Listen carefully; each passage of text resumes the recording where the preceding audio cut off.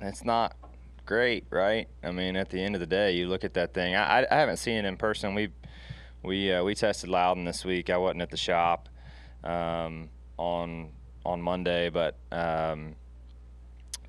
from what I've heard and the pictures that I've seen, certainly a bit concerning on a multitude of levels. So I'm disappointed in that. Personally, last year it was like, well, we're not, the softer hits were a problem, but that's in preparation for a bigger hit being covered. And from the data that I heard, he was only doing 130. So what happens if he's doing 180 or 160?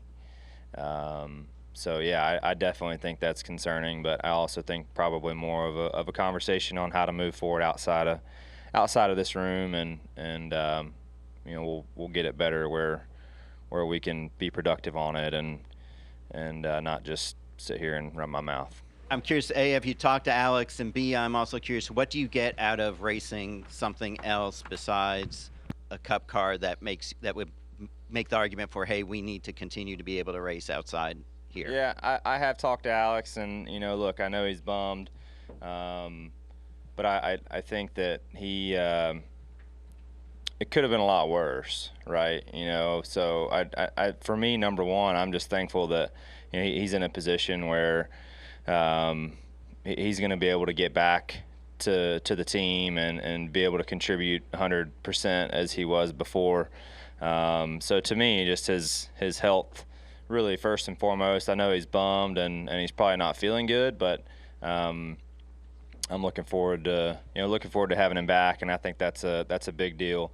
As for what you get out of it, I think that depends on who you are, and I think that depends on your outlook on what you enjoy doing and what makes you happy. Alex enjoys racing sprint cars, and he likes building his cars and drift cars and midgets and going and racing that stuff, and that's a passion of his. And so I think for that reason it's meaningful to him, and I think that probably changes per who the individual is and what your outlook on things are. But I think for him, he seems to really enjoy all aspects of that stuff. I think it's a bit of his getaway, and I think that's important.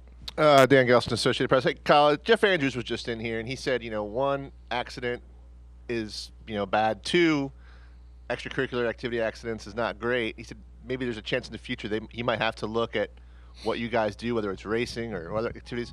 How concerned are you that there could be a change in what you guys are allowed to do, either personally in racing, and how might it affect you if they have to go forward with those kind of changes? Yeah, I really don't see it changing. I think that it's obviously very, very poor timing with where I was at and just coming back and obviously Alex being hurt this week. I mean, look, I get it. It's a bad look. I totally understand that. But also I understand that there is a timing piece of that, and it's just really poor timing. I mean, I think if one happened this year and the other happened next year, would we be having the same conversation? Probably not, really. I think them being back-to-back like that makes it look a little worse than the reality. We'll go to Marty and then Nathan. Marty Sakala, Rock Sports Net Race Pro Weekly. Chase, obviously you come in as the defending winner. How much do you use from last year with the same aero package, I believe, that you move forward to this weekend? Yeah, I'm with you. I don't even know what aero package it is and what it isn't anymore. But, yeah, I mean, certainly I'm sure the car is going to drive different just because at this point last year there was still a lot of learning going on, and not that there's not still a lot of learning going on now, but I do think that people really progressed a lot through the second half of the season. So I anticipate it's going to feel different, and the car might have some different tendencies, but it's still going to be Dover, and it's still going to have those characteristics that come along with being at this racetrack and racing here. So I don't anticipate that changing a ton. But we'll see. It's been a year since we've been here, and obviously a lot can happen in that amount of time. So get on track and kind of see where we stack up and go from there. And then last night, did I see that you were at Albany Saratoga Speedway in New York? And if so, did you enjoy it? No, I was not. I was visiting a Napa store in Boston Spa, Saratoga Springs area. So, yeah. We'll go to Nathan, and we'll go right next to him after that. Nathan's on with the podium finish. Chase, just wanted to check in on how the leg is doing, and then you mentioned the tire test this week up at Loudon. Does doing those extra laps and getting those extra reps kind of help you build back that strength in the leg? Yeah, I feel fine. I'm not, going on runs or doing sprinting drills, but I feel fine. I don't feel like it impacts me in the car at this point. Really, I didn't think it impacted me in the car at Martinsville either, and I'm certainly better than I was then. So it's just one of those things. You're gonna have good days. You're gonna have days where you don't get around great. That's gonna be part of it here for a little while, I think. But yeah, I think those extra reps are good, and we made a lot of laps, so that and I felt fine there on both days, and then the day after, yesterday being out of the car. So yeah, I feel good, and just ready to keep pushing forward. David Hoffman, Speed Sport. Chase, just where do you feel your package is at, just with not only here this weekend, but going forward, just confidence-wise?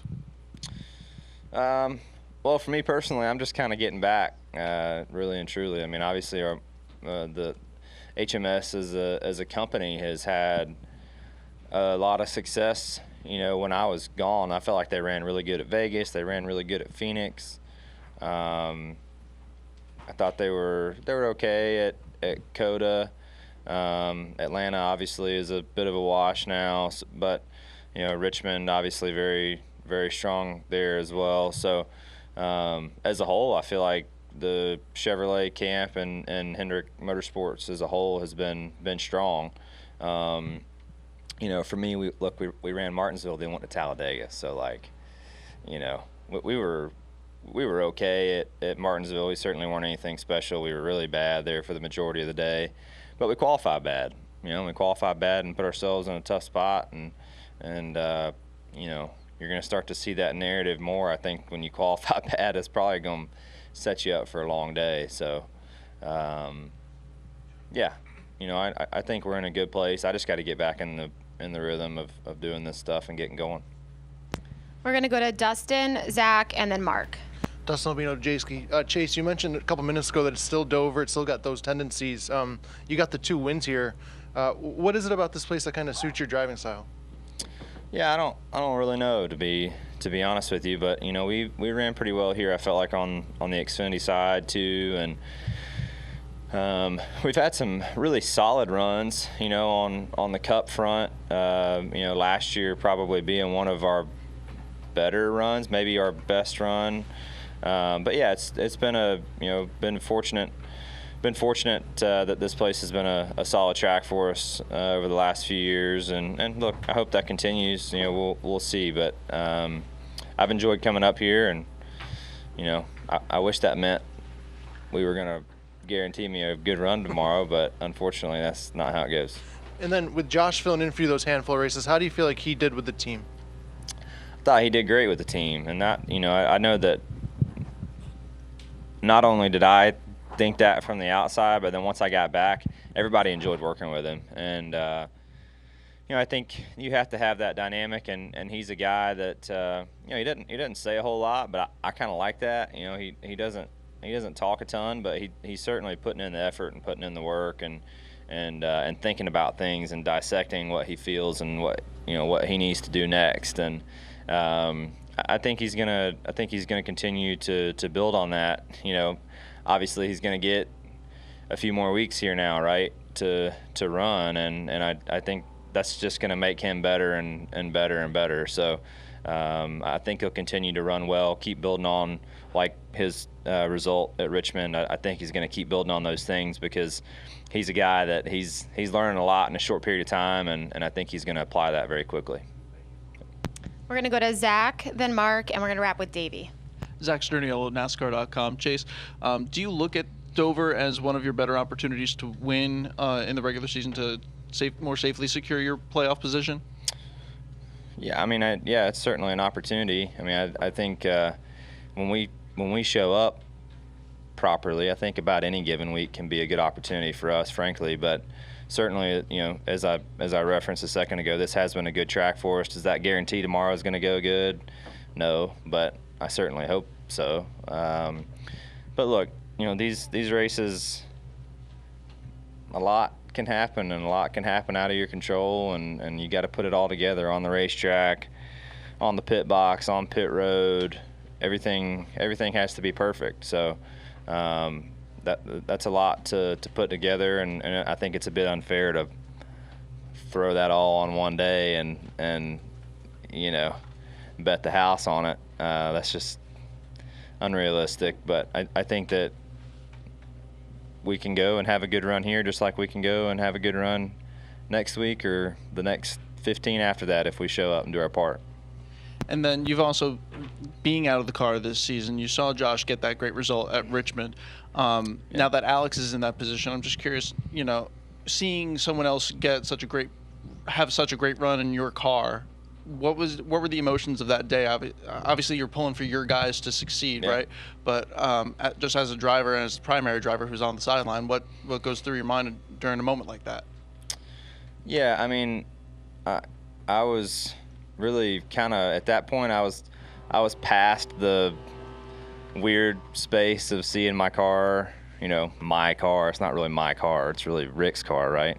But you know, seeing the Napa 9 car go around the track, I was kind of past that weird space of it, and was really just excited to see them do good. They deserve it, in my opinion.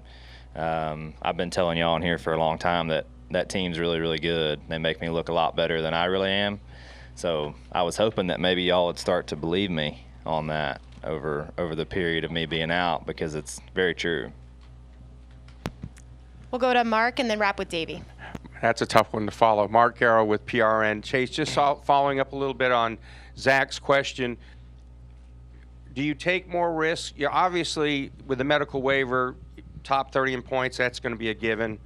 So do you take risk to win as if you already had a win in your pocket kind of thing? Do you, you know, like Kyle Busch last week, he could take the gamble because he was already – you guys need that win. So is the mentality win and take the gambles necessary, or do you keep chopping away at the points and maybe get to the 16th spot?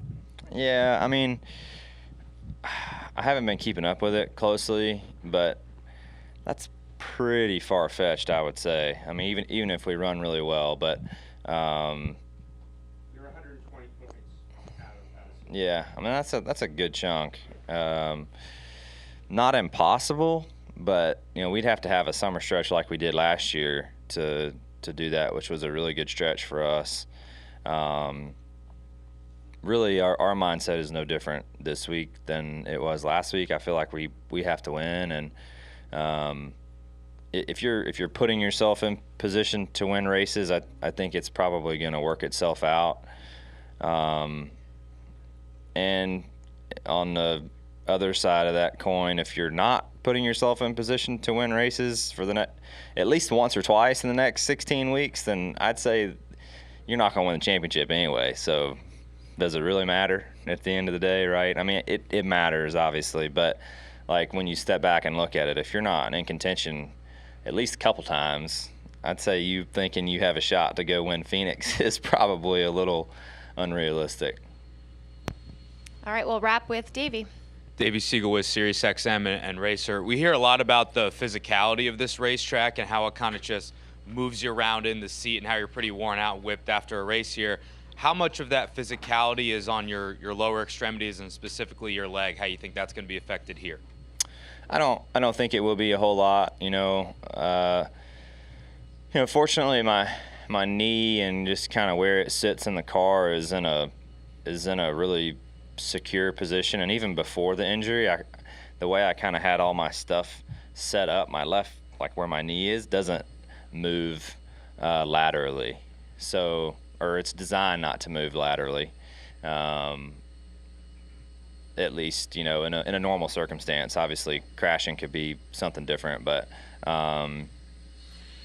so that being said, no, I don't foresee it being any more difficult than, say, a Martinsville or Loudon test where you're using the brakes and kind of pushing your car from that perspective. So no, I don't. I could be wrong, but I don't anticipate that. And I noticed you shaved your stash. Why'd you do that? Yeah, I what did he say?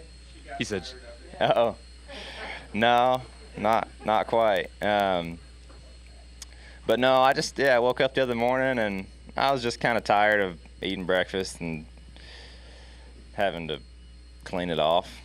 So I went upstairs and took a shower and off it went. There was that much thought went into it. It was that simple. It was time.